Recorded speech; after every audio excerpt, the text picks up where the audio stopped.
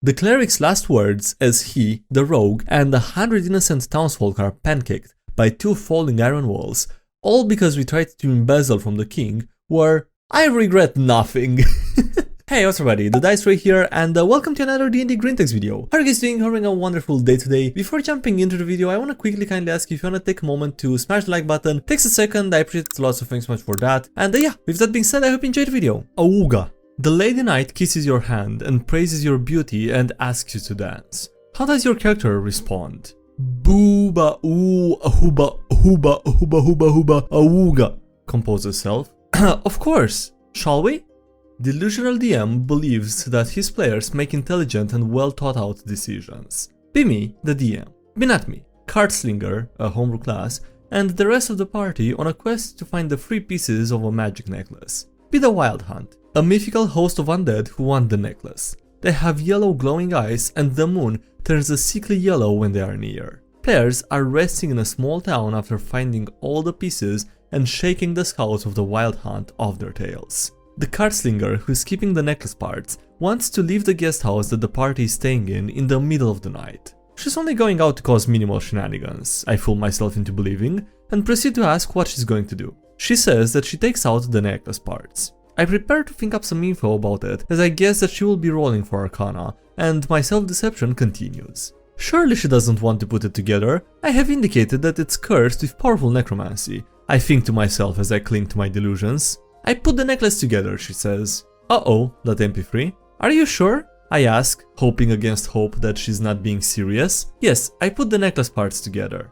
DM sighed at MP3. As you put the necklace together, the obsidian stone at its center slowly begins to turn a pale yellow. Yellow, you know, the color of the horde of undead chasing you. What do? I try to take it apart again. I sigh of relief and make her roll a strength check, which she succeeds, hoping in my folly that the lesson has been learned. After a moment's pause, my hopes crumble to dust, my delusions scatter in the wind, and dread fills my stomach as I hear, "I put the necklace together again." The Cardslinger allows the obsidian to become fully yellow, and the moment it feels, the hunting horns of the Wild Hunt are heard in the distance and the moon turns yellow. Only then does it dawn on our poor Cardslinger that this may have been a bad idea and rushes to wake the rest of the party up. A host of skeletons descend upon the town and tear it apart in the search of the necklace. Thankfully, the players manage to kill the host's captain and the host is forced to retreat, but only after it has burned half the town down. The players survive, some just barely, but the same cannot be said for the dozens and dozens of townspeople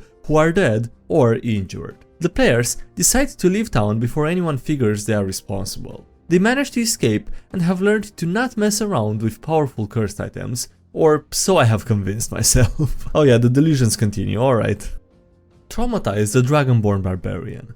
Be me, Owl Arakokra Bard. Half Dragonborn Barbarian, he gets blackout drunk and vomits lightning. Be forced to get him to bed. DM jokingly says, roll for a bedtime story. I roll and I get a natural one. DM asks me what I tell him as a bedtime story. I recite the Ugly Barnacle. Dragonborn is traumatized and cries himself to sleep. Task failed successfully, that JPEG. Task failed successfully, okay then. Found an excuse to avoid a TPK. Be me, new DM who has never run an encounter before. Party of 4, a Yuan-Tai Paladin Sorcerer, Homebrew Merfolk Reef Druid, Rogue Bard Water Genasi, and a Drake Warden Plasmoid, all level 5. Feel I need to stretch out their search in a jungle and look to an encounter list. Find something I thought was neat, a Spirit Naga.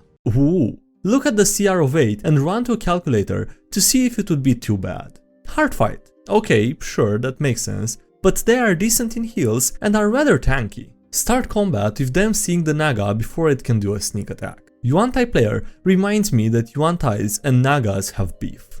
Oh, cool. Genasi goes first and attacks by throwing 2 psychic daggers. Both miss. Naga uses lightning bolt. Yuan-Tai makes the save and the rogue fails and gets hit. 25 damage at 10 health. Oh f***. Yuan-Tai attacks it for about over 20 health. Wow, almost 1/3. Maybe it won't be so bad. Spirit Naga attacks with a bite and deals enough to send the Yuan-Tai down. Fudge the roll to allow him to barely survive because I am not going to let this be a TPK. Team finally gets it together and manages to hit it with phantasmal force to make it think that it's on fire. It's drowned by the merfolk druid, but it thinks the fire keeps going. It's down to a third of its health and is on fire and thinks that it can't be put out. I use that as an excuse to have it dimensional door out before it winds up actually doing a TPK with some of the higher spells. Note to self, spellcasters with higher CRs are nightmares. I should be very wary of this in the future. The Fall of Fort Impregnable. Another in my counting series of stupid shit that my gaming group has done in our 20+ years playing together. Pimmy, mid-level wizard in old school D&D campaign, 2nd or 3rd edition. Pinatmi, adventuring party, including a lawful fighter and party leader, and a good aligned cleric. Game is hardcore and the group motto is let the dice fall where they may. Players are tasked by the king to save townsfolk from orc invasion by escorting them to the safety of a dwarven fortress. King trusts the party with a large sum of gold to give to the dwarves to help fight the orcs. Does the lawful and good aligned party keep its promise and deliver the townsfolk safety? Nope, lawful good cleric. We could move the townsfolk, or better idea, we build our own fort and keep the cash. Technically, we fulfilled our obligation to save the townsfolk and we're rich. Other players have doubts. But it's 20,000 gold each. Cleric explains that the wizard can cast walls of iron and he'll use stone shape spells to cement them in place and add powers. Walls are huge, so we'll be protected from the orcs until the army gets here. GM, I know I'm supposed to be impartial, but are you sure you want to do this? None of you know anything about construction or engineering. Cleric, we can just default the rolls, it will be fine. Okay, I warned you. In several days, we built Fort Impregnable. We even sketched out our design. GM secretly rolls our defaulted let the dice fall where they may engineering skill. He rolls a 2. We fail horribly and don't even realize it. I christen thee the fortress most impregnable. Okay, you finish up. Fort Impregnable looks kind of dodgy, but you think it's serviceable. GM, in his mercy, even fudges a perception roll for the rogue, the only one who bothered to inspect the quote-unquote fortress, and tells him there are cracks in the cement. The rogue doesn't tell anyone because he really needs the money. Shaking my head, Orc Horde shows up. Party leader in his most Gandalf-like voice. Hurry townsfolk and make for the fortress, you'll be safe within its mighty walls. Townsfolk rush in, bringing families and animals. Orcs surround Fort Impregnable. They have a battering ram because the GM planned a cool Helm's Deep type siege at the dwarf fort.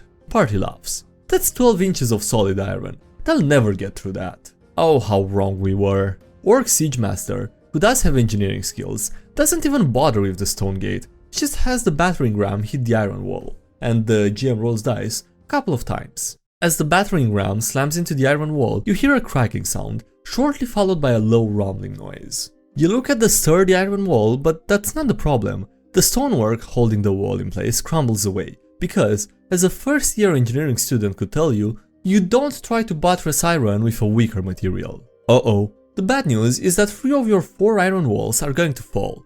The good news is each has a 50% chance of falling away from the 100 of innocent townsfolk. I will roll in front of you. Of course, 2 of the 3 walls fall into the keep, squashing 100 innocent townsfolk, their animals and possessions, and the party. GM rolls damage and just starts laughing. I have 1 action before I'm hit, and I manage to dimension door myself and the party leader to safety. As you exit the dimension door, you hear the screams of 100 peasants, cut short by 1 thundering crash and then another. As the dust begins to clear, you hear the triumphant cheers of hundreds of orcs. Your only consolation is that one of the walls fell outward, taking a dozen of the raiders with it. The cleric's last words as he, the rogue, and 100 innocent townsfolk are pancaked by 2 falling iron walls, all because we tried to embezzle from the king, were I regret nothing.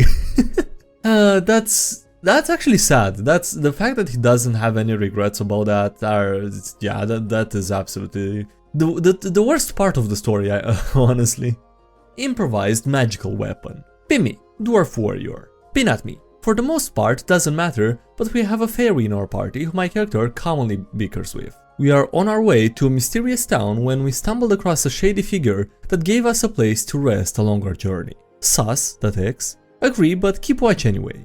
Guy turns into a werewolf and attacks during the night. As we fought, we prioritized holding the werewolf back until we could figure out what to do. Conversation went like this. My dwarf. A werewolf? Do we even have magical weapons? Group member. Not most of us. The only one with magical weapons is the fairy. Shocked Pikachu face from the DM. We later learned that the DM was an and forgot that. Are you saying we need to rely on a Wait, dwarf starts eyeing the fairy. Fairies are magical. Yep. And that was the story of how my dwarf beat a werewolf to death with a fairy.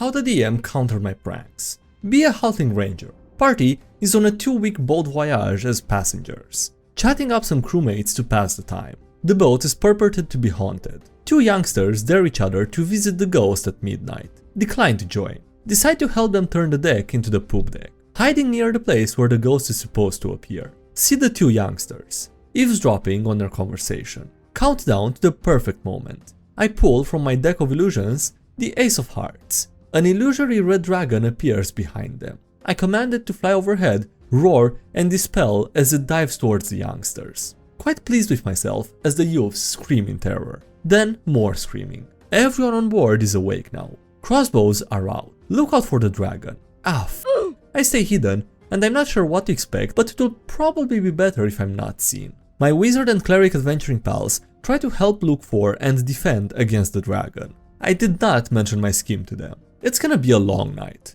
A few hours pass. Eventually, things die down and people go back to bed. I crawl out of my hiding place. Alone, the real ghost appears in front of me. The what now? Failed constitution save. I roll on the curse table. You're not disgusted by, dislike and distrust acts of sexuality and lewdness. Quite frightening indeed. Ship is rerouted because of the dragon sighting. Voyage takes an extra week.